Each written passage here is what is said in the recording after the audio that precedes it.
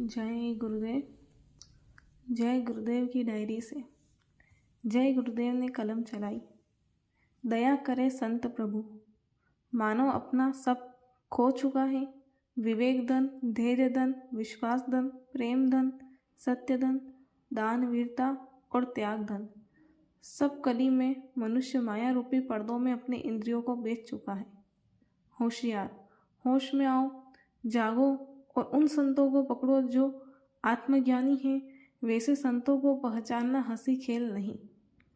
पत्र पत्रिकाओं के लेखकों से अनुरोध है कि विदेशों में रहने वाले साधु सन्यासियों की लेख आलोचना के रूप में न छापे, क्योंकि वहाँ की भूमि भोग भूमि है। वहाँ भोगों को लोग बुरा नहीं मानते। विवेकशील बुद्धिजीवियों को भारत के आध्यात्मवाद की गरिमा जगाते रहना चाहिए। भारत एक विलक्षण देश है। यहाँ विभिन्न योगशील आत्माएं आती रहती हैं। मैं तो आपसे अनुरोध ही कर सकता हूँ। अंत में तो बुरा बुरा ही है, बुरे के लिए पछताना पड़ेगा। आलोचना अपनी हो, अपने बाल बच्चों की हो, अपने माता पिता की हो, अन्य जाति और परिवार की हो, आलोचना तो आलोचना ही है। आलोचना बुद्धि के संतुलन को खो देती है। विवेक तो रहता ही नहीं है। आखिर आलोचना से क्या मिलेगा? कुछ अच्छे काम की प्रशंसा करो जिससे बुरा भी अच्छा बन जाए। आलोचना से बुरे को और बुरा क्यों बनाते हो? यह भारत के मानव की शिक्षा बुजुर्गों द्वारा नहीं थी। बात तो बहुत सरल है, व्यवहार में लाना अति कठिन। बाबा जय गुरुदेव कहते हैं, आलोचना की घड़ियों में कुछ भगवान का स्मरण करो तो अति उत्तम होगा। अब तुम खुद एकांत में सोचो कि उपदेश ठीक है कि नहीं। खुद समझ में न आए तो अपने हितैषी से पूछो, जरूर समझ में आएगा। बाबा जय गुरुदेव, 29 अक्टूबर 1985। जो देशभक्त व्यर्थ के आदान प्रदान आलोचना में अपनी जनशक्ति और बुद्धि को बिखेर रहे हैं, इसमें स्वयं का संतुलन नष्ट हो रहा है। बाबा जय गुरुदेव।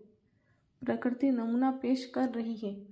आज प्रकृति जो नमूना पेश कर रही है, वह सबको आगाह कर रही है कि वह तुम्हारे पाप कर्मों से कांप उठी है, घबरा गई है, बेकाल हो उठी है। अब वह सहन नहीं कर सकेगी। इस वास्ते अब भी समय रहते उसकी चेतावनी को पहचान लिया जाए तो उसे चैन मिल जाए और तुम भी खतरे से बाहर हो जाओ।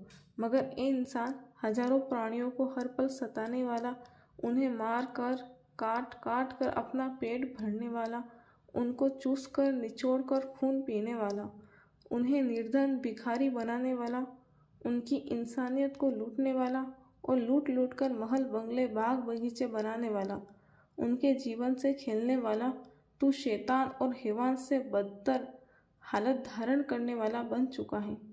कब किसी की पुकार सुनेगा? इतनी फुर्सत तुझे नहीं है।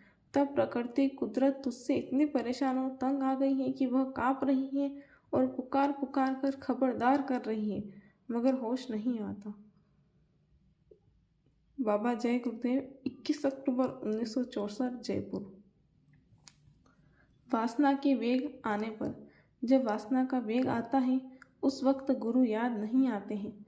गुरु की सेवा हमने लाखों बार की हो और गुरु की मूर्त का हम हर रोज ध्यान करते हो और गुरु से चाहे